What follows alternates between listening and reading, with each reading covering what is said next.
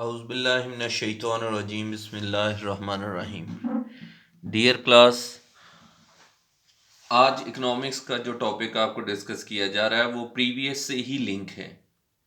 Intro में हम वही चीज़ें डिस्कस करेंगे जो कि प्रीवियस लेक्चर में हम डिस्कस कर चुके हैं, जैसे laws of returns. Laws of returns हमारे पास जब हम डिस्कस करते हैं तो ये प्रोडक्शन मेथड को एक्सप्लेन करते हैं। प्रोडक्शन से मुराद मैंने पहले भी बताया था कि प्रोडक्शन से मुराद हम लेते हैं कि वैल्यू क्रिएशन इन कमोडिटीज़। किसी भी चीज़ में जो हम वैल्यू क्रिएट करते हैं जिसकी वजह से हम उसकी प्राइस चार्ज कर सकते हैं, that is called production. Production function, production process जो होगा वो फंक्शन के थ्रू होगा और उसमें हम कुछ इनपुट्स लेते हैं और उससे हमें आउटपुट हासिल होती है। तो क्वांटिटी शो कर रही है हमारी आउटपुट को। Land, labour, capital, organisation, 4 factors of production है जो हम इनपुट के तौर पे यूज करते हैं, जो कि कंबाइन करके हम आउटपुट लेते हैं। इनमें से कुछ फैक्टर्स को हम फिक्स कर लेते हैं, which is land. Land is a fix factor of production. And labour, capital या लेबर को हम वेरिएबल फैक्टर ऑफ प्रोडक्शन के तौर पे यूज करते हैं। इसमें हम सबसे पहले डिस्कस करेंगे टोटल प्रोडक्ट। टोटल प्रोडक्ट जो तमाम फैक्टर्स ऑफ प्रोडक्शन को यूटिलाइज करके मजमुई पैदावार हमें हासिल होती है, वो टोटल प्रोडक्ट कहलाएगी। मसलन 10 मजदूर मिलकर अगर 500 मन गंदम पैदा करते हैं तो 500 is the total product. Average product से मुराद पर यूनिट प्रोडक्ट हम कहते हैं। तो टोटल प्रोडक्ट को अगर नंबर ऑफ लेबर यूनिट से, वेरिएबल फैक्टर से हम डिवाइड कर दें तो पर यूनिट आउटपुट हमें हासिल हो जाती है, which is called average product. Marginal product या मार्जिनल प्रोडक्टिविटी हम इसको कहेंगे। मार्जिनल प्रोडक्ट होगी change in total product due to change in labour. एक एक्स्ट्रा लेबर यूनिट के लगाने से टोटल प्रोडक्ट में क्या चेंज आएगी, that is called marginal product. तो इन तीनों के कंसेप्ट्स के बाद हम लॉज ऑफ रिटर्न्स को डिस्कस करेंगे। लॉज ऑफ रिटर्न्स में हमारे पास आ जाते हैं लॉ ऑफ इंक्रीजिंग रिटर्न, जो हमारा प्रीवियस लेक्चर था। उसके बाद आज हम डिस्कस करेंगे लॉ ऑफ कांस्टेंट रिटर्न्स, और उसके बाद लॉ ऑफ डायमेंशनिंग रिटर्न्स हम इसको डिस्कस करेंगे।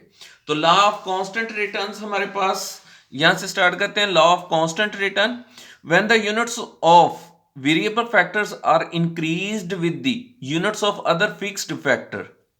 जब हम किसी मुअय्यन आमले पैदाइश के साथ मुतगय्यर आमलीन की इकाइयां बढ़ाते हैं, the marginal productivity remain constant, तो उसकी मुख्ततम पैदावार मुस्तकिर रहे। And total product increase with constant rate, और कुल पैदावार में टोटल प्रोडक्ट इंक्रीज करे, बढ़े, लेकिन विद कांस्टेंट रेट, यकसा शरह से। It is called law of constant return. तो इसको हम कानून इस्तकरार हासिल या कानून यकसानी हासिल कहते हैं। तो इसका मतलब कि जब हम फिक्स फैक्टर पर वेरिएबल फैक्टर ऑफ प्रोडक्शन को इंक्रीज करते चले जाएं तो उसके साथ साथ हमारी जो मार्जिनल प्रोडक्ट है वो कांस्टेंट रहे और टोटल प्रोडक्ट इंक्रीज करे विद कांस्टेंट रेट, उसको लॉ ऑफ कांस्टेंट रिटर्न्स कहते हैं। इसके लिए, इसको एक्सप्लेन करने के लिए हम टेबल और डायग्राम से हेल्प लेंगे, लेकिन उससे पहले कुछ अजम्पशंस हैं जो कि हमें लाजमी इसको हाईलाइट करनी पड़ेंगी। तो इसकी अजम्पशंस में सबसे पहले जो हमने यहाँ पे भी लिया था कि land is fix factor of production, इसको आप मसलन फर्ज कर सकते हैं कि 10 एकड़ है। 10 एकड़ लैंड भी हम ले सकते हैं। 10 एकड़ जमीन है जी, कता जमीन, जिस पर हम labour is variable factor of production के मजदूर या मेहनत हमारे पास मुतगय्यर आमले पैदाइश है, जिसको हम बढ़ाते चले जाएंगे तो ऑटोमेटिकली हमारी प्रोडक्शन इंक्रीज करेगी। जब हम फिक्स फैक्टर पर वेरिएबल फैक्टर बढ़ाएंगे और उसके साथ साथ variable factor equally efficient units of labour, कहते हैं कि लेबर के तमाम यूनिट्स जो हैं, सारे मजदूर काम, सेहत, महारत, तजर्बा के लिहाज से एक जैसे हैं, उनमें कोई हम डिफरेंस नहीं लेंगे। उसके बाद कहते हैं कि टेक्नोलॉजी रिमेन कांस्टेंट। तो इस लॉ को एक्सप्लेन करने के लिए ये भी अजम्पशन है कि technology of the firm, technology of the production method वो रिमेन कांस्टेंट रहे। अगर एक मजदूर बैलों से काश्तकारी कर रहा था तो दूसरा ट्रैक्टर यूज नहीं कर सकता, वो भी बैलों से ही काश्तकारी करेगा। तो इस सूरत में हमारे पास जो होगा हर मजदूर की मार्जिनल प्रोडक्टिविटी को हम कंपेयर कर सकेंगे। लेकिन अगर टेक्नोलॉजी या टेक्निक्स चेंज होंगी, प्रोडक्शन मेथड चेंज हो जाएगा, तो हो सकता है आउटपुट भी उसी तरह से वेरी करना शुरू हो जाए, फिर ये लॉ अप्लाई नहीं होगा। तो टेक्नोलॉजी रिमेन कांस्टेंट, ये अगर कांस्टेंट रहेगी तो ही हम इसको प्रूव कर सकेंगे।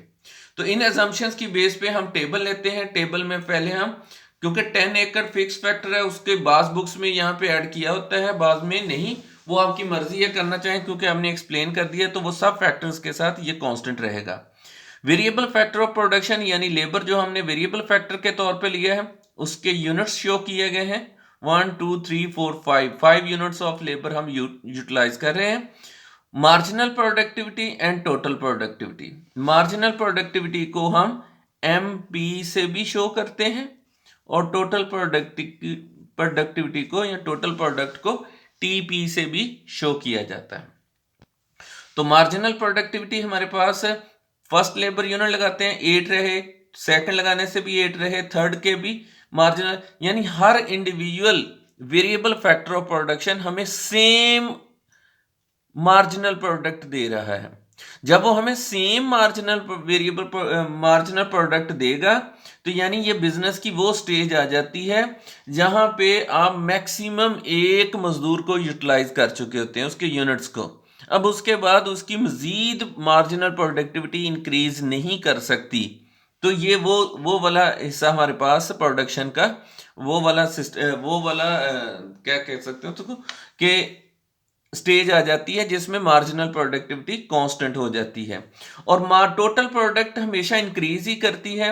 सिर्फ फर्क हमने कल ये पढ़ा था कि लॉ ऑफ इंक्रीजिंग रिटर्न में ये इंक्रीजिंग रेट से इंक्रीज कर रही थी, यहां पर टोटल प्रोडक्ट इंक्रीज करेगी विद कांस्टेंट रेट। तो इसको हम कहेंगे कि when marginal productivity remain constant but total product increase with constant rate, then it is called law of constant returns. यहां पे भी हमने एक्सप्लेन किया था, the marginal productivity remain constant and total product increase with constant rate, it is called law of constant returns. तो इसी को हम डायग्राम से भी शो कर सकते हैं। एक्स एक्सिस पे हम वेरिएबल फैक्टर ऑफ प्रोडक्शन यानी लेबर को शो करते हैं, वाई एक्सिस पे हम मार्जिनल प्रोडक्ट को। 5 यूनिट्स हम लेबर के ले रहे हैं, तो लेबर के 5 यूनिट्स को हम एक्स एक्सिस पे ड्रा कर लेंगे। वाई एक्सिस पे हम मार्जिनल प्रोडक्ट को, तो 8 तक है, तो 2 के डिफरेंस से हमने 8 तक लिया है। तो हर इन दोनों को मिलाने से, वेरिएबल फैक्टर को और मार्जिनल प्रोडक्ट को मिलाना है, इसमें टोटल प्रोडक्ट का ड्रा नहीं करना। इन दोनों को मिलाने से हमारे पास ये कर्व हासिल हो जाता है मार्जिनल प्रोडक्ट का, जो कि पैरेलल टू एक्स एक्सिस है, जो शो कर रहा है कि हर इंडिविजुअल लेबर को इंक्रीज करने से मार्जिनल प्रोडक्टिविटी कांस्टेंट रहती है। So it represents law of constant returns. Lastly हम ये देखते हैं कि कौन कौन से ऐसे बिजनेस हैं कि जिन पर इस स्टेज ऑफ बिजनेस का या स्टेज ऑफ प्रोडक्शन का अप्लाई बहुत जल्द हो जाता है। वो तमाम शोबे, वो तमाम बिजनेस जहां पर नेचर और ह्यूमन का रोल इक्वल है। कुदरती आफात, कुदरती डैमेजेस, जो जितने भी नेचुरल डिजास्टर्स, वेदर, ये सारी चीजें भी इफेक्ट कर सके, और प्लस अल्लाह ताला ने इंसान को इतनी हिम्मत भी दी हो कि वो उनसे बचाव भी कर सके, तो वो उन शोबों में ज्यादातर इसका एप्लीकेशन होती है। ज्यादातर इसमें अगर एग्जांपल देखी जाए तो जैसे जानवर पालना, गल्लाबानी वगैरह, इसमें इसकी एप्लीकेशन बहुत जल्द हो जाती है।